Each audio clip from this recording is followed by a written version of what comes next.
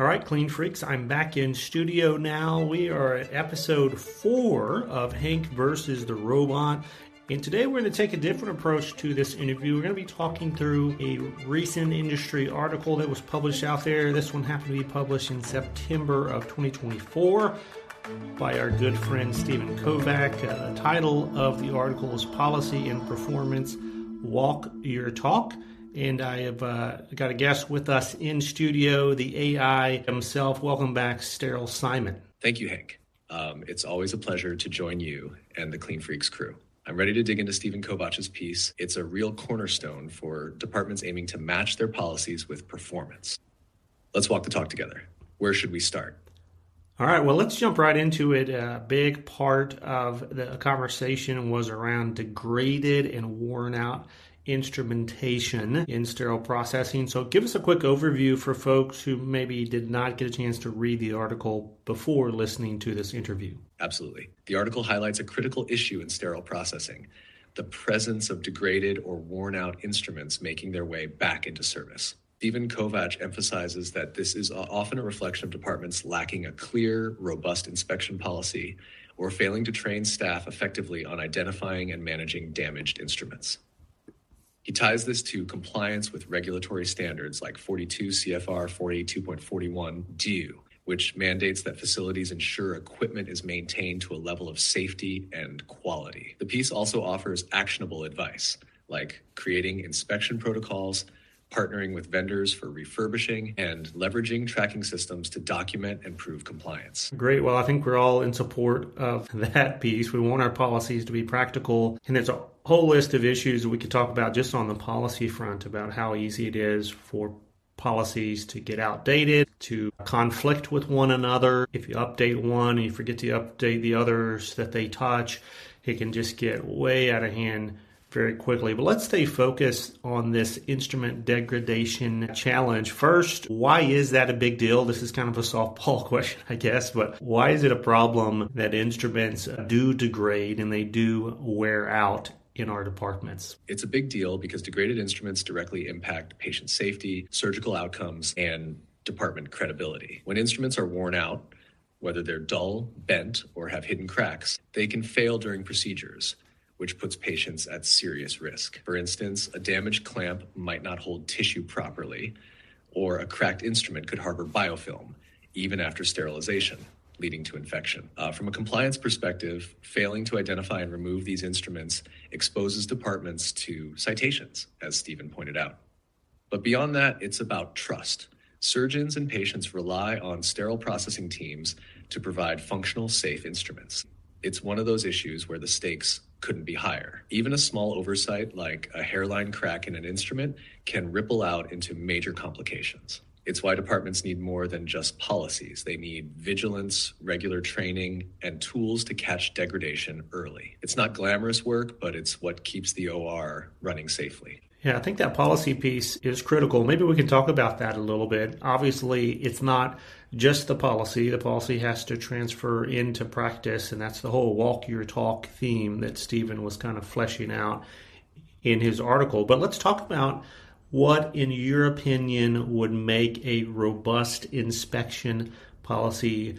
What do we need to set as the standard with this instrumentation coming through, particularly on the clean side? Obviously, there is some inspection that needs to happen on the dirty side in decontam, but the vast majority of the inspection is happening on that clean assembly side. So what does a good policy look like in that case? A robust inspection policy for the clean assembly side starts with setting clear, non-negotiable standards that align with industry guidelines, IFUs, and regulatory requirements. It should define specific steps for visual and functional inspection, including the tools and methods to be used, like magnification, borescopes, and cleaning verification tests for residual contamination. It also needs to establish a consistent process for identifying, tagging, and removing damaged instruments. This might involve repair tags, digital tracking systems to document findings, and regular refurbishing schedules with vendors. The policy should emphasize training, ensuring every tech knows what to look for and understands why it matters,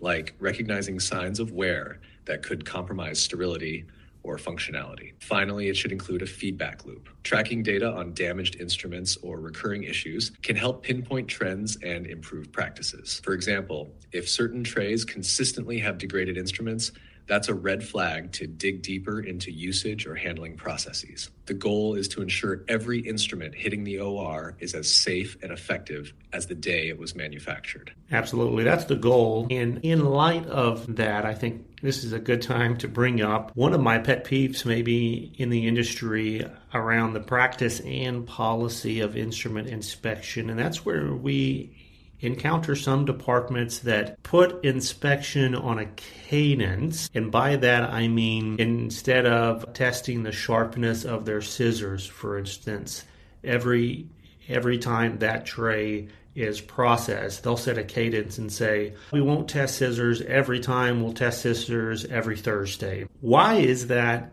in your opinion? Well, I don't know, maybe I should ask, do you agree with that practice or do you disagree? And if you disagree with that practice of, setting the cadence versus inspecting every time, why do you feel that way? Oh, I'm firmly in the inspect every time camp, and here's why.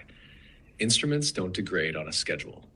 Wear and tear depends on usage, handling, and even the cleaning process, which can vary widely from tray to tray. A scissor might stay sharp for weeks with light use, or become dull after a single demanding procedure. If you're only testing on a set cadence, you're essentially gambling with patient safety and surgical outcomes. Inspection every time is about controlling variables. By testing scissors or any instrument, every time they're processed, you're ensuring they meet functional standards consistently. When you skip inspections, you create gaps in your quality system where errors can creep in. And let's be honest, how would you defend that cadence policy to a surveyor or a surgeon if a dull or damaged instrument caused a problem?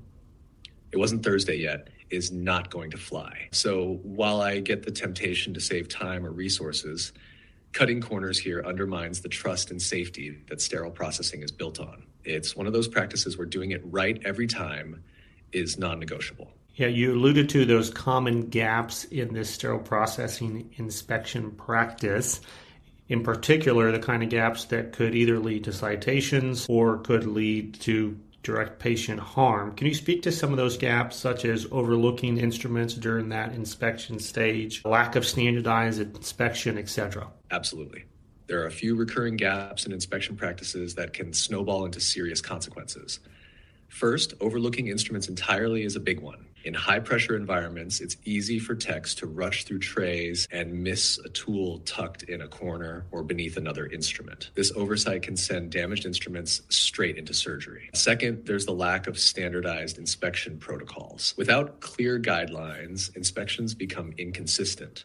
One tech might test every scissor for sharpness while another skips it entirely. Variability is a silent killer in sterile processing. It leads to unpredictable quality. Poor or inadequate training on what to look for during inspections is a common issue. Some techs might not know how to identify subtle signs of damage like hairline cracks, discoloration from pitting, or dull edges.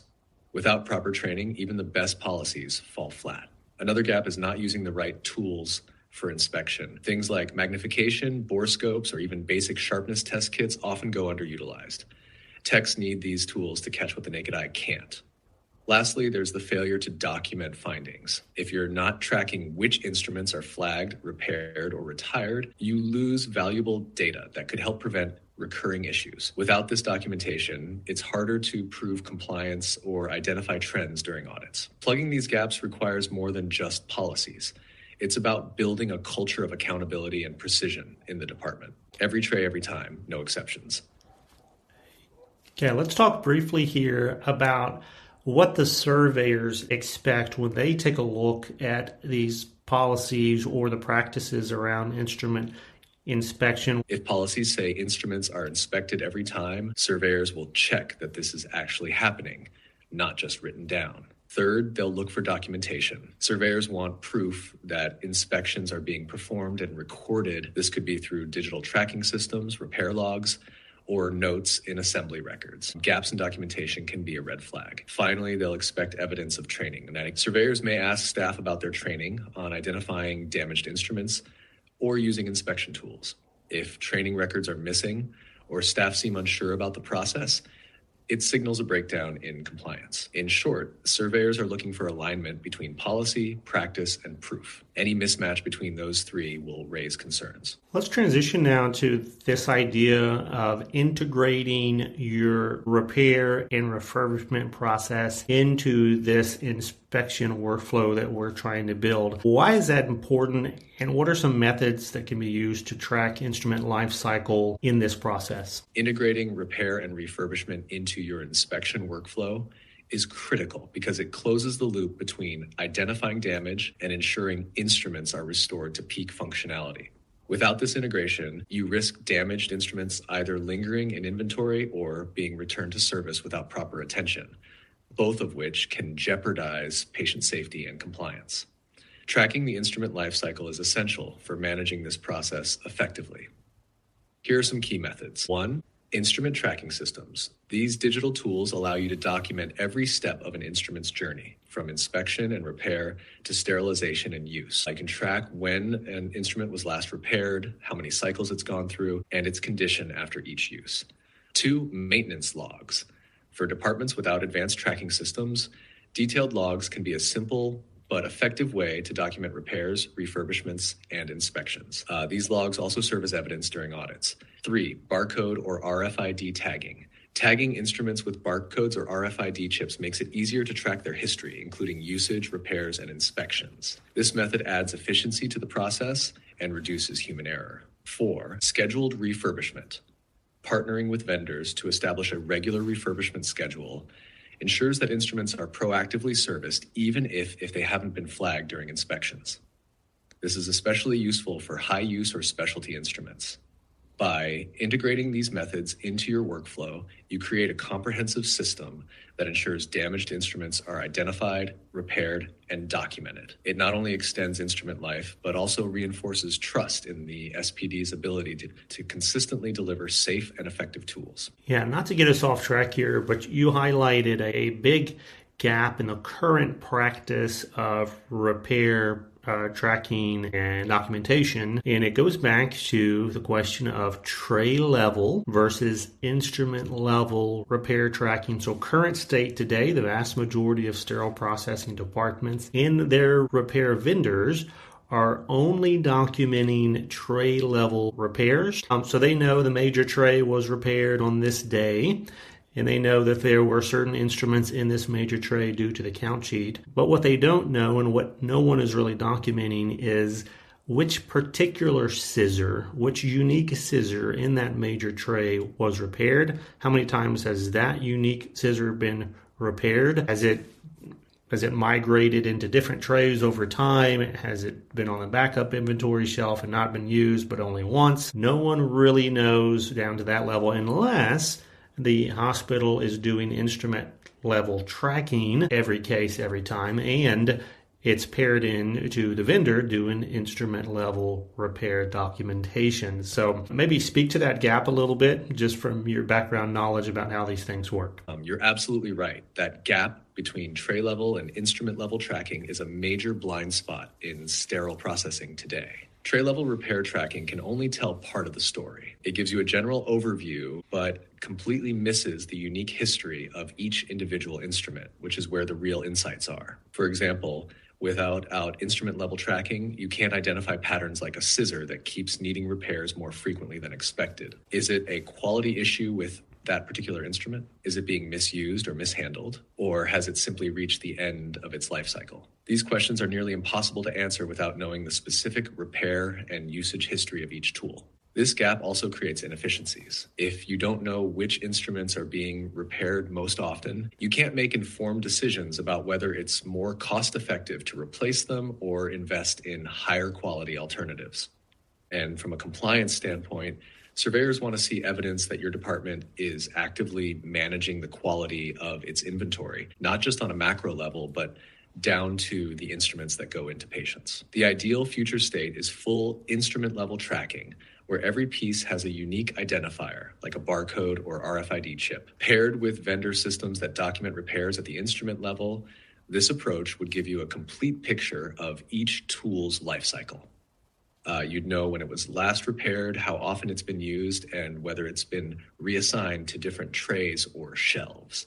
This kind of data is invaluable for optimizing repairs, extending instrument life, and proving compliance. The technology is already here. It's just a matter of adoption and integration into workflows. But until that happens, departments will keep flying blind on one of the most critical aspects of quality assurance. Yeah, and I think cost has a little bit to do about why it hasn't been implemented. Perhaps we haven't reached that tipping point that the cost of doing that instrument level documentation isn't quite over that tipping point of the risk that it can potentially pose to the process or to the patient.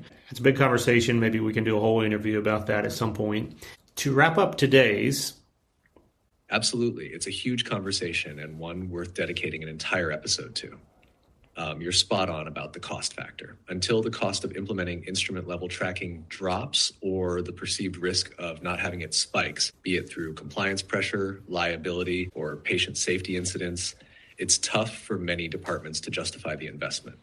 But as we see more focus on data-driven healthcare and accountability in sterile processing, that tipping point might come sooner than we think.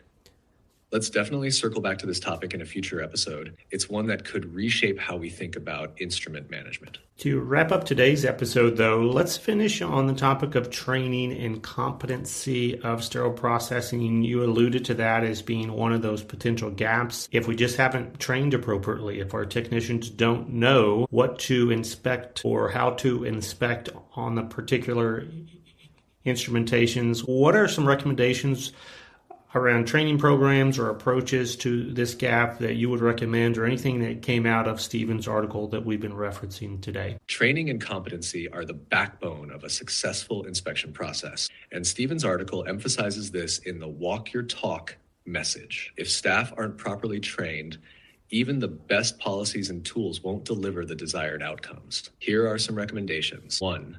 Hands-on training with real examples. Training programs should go beyond lectures and include hands-on practice with both functional and damaged instruments. Technicians need to see, touch, and test the instruments to understand what to look for, whether it's a dull edge, cracks, or signs of wear. 2. Use of visual aids. Incorporate pictures and videos of common instrument damage into training materials. Having a visual reference helps techs better identify issues when they're on the floor. Stephen's suggestion of keeping examples of faulty instruments as a reference ties in well here. 3. Competency assessments. Regularly test technicians on their inspection skills, either through practical exams or observation. This ensures everyone stays sharp and identifies gaps in knowledge before they impact patient safety. 4. Vendor and manufacturer partnerships. Many instrument manufacturers and repair companies offer training programs. Bringing in these experts to teach your team directly can add depth to their understanding, especially for specialty instruments. 5. Continuing education. Inspection standards and technologies evolve, so training can't be a one-and-done event. Offer ongoing education opportunities, whether through in-service training, conferences, or online platforms, to keep skills current. 6. Tracking and feedback. Create a culture where mistakes are learning opportunities. Use tracking systems not just to log instrument issues, but also to review inspection performance and provide constructive feedback to the team. By investing in comprehensive training and creating a feedback-rich environment, you ensure that your team not only knows the policies, but can confidently execute them. It's this alignment between knowledge and practice that really lets departments walk their talk. Yeah, I love that data feedback piece. If we were able to quickly capture that, to know how often our technicians are inspecting and when they are inspecting, what they're finding, I think that would be wonderful data to be able to visualize and then to bring back to that staff to create that feedback loop that you mentioned, Simon. I want to wrap it there today, Simon. Great conversation. Really appreciate your time. We'll bring you back for a part 2 at another time to talk to a couple of the other themes that came out of this article, some other topics around instrument inspection, but that'll do it for the day. So thanks again for joining us. Thank you, Hank. It's always a pleasure to dive into these critical conversations. Looking forward to part 2 and continuing to explore these important topics. Until next time, keep walking your talk, clean freaks. All right, that was Sterile Simon. My name is Hank Balch. You've been listening to Hank versus the Robot. To my knowledge, the industry's first potentially healthcare's very first human plus AI podcast series. If there's another one out there, let me know, because I'm curious to know. I got a feeling we're the first one, if not the first. We're one of the first. We're definitely the first one in the sterile processing community. We like to be the tip of the spear when it comes to disrupting how clinical education is created and delivered, and just the concept around it. I know I'm learning a ton through these episodes. I hope you are too. Today's episode was the first episode that we took a stab at talking with AI about an existing external piece of content, like an article, for instance. And so we referenced the article by Stephen Kovac. It was published again in September 2024 in Healthcare Purchasing News, called Policy and Performance Walk Your Talk. A great article. If you didn't get a chance to read it, I'll try to link to the original, the show notes when we publish this episode. And as I said at the end of the interview here, there's a lot more to cover on this instrument inspection topic. I'm trying to keep these episodes fairly short here to like the sub half hour mark if we can. So the conversations always go quickly. We don't get to everything that we'd like, but good insights here around training, competency tech. We talked about that gap. Man, that gap around not tracking at the instrument level on our instrument repairs. We're tracking at the tray level, but we don't really know which scissors are going out for repair, or which clamps, or how often, or what their life cycle is. And I say we don't know, but I would say almost no one knows. There may be some people out there that are getting down to this level. If that's you, I'd love to hear from you too. Maybe we can have you on the big podcast, the Human to Human podcast, at some point to talk about how you're making it happen. All right, we're going to wrap it there. I would love to hear what you think about these interviews, the Hank B robot style interviews, conversation, concept, flow, topics, you name it. If you've got an opinion about this, I want to know it. You can drop it in the comments section anywhere you see this show, or you can send me an email at hank@beyondclean.net. But that's going to do it for today. Like we tell you each and every week here at Beyond Clean,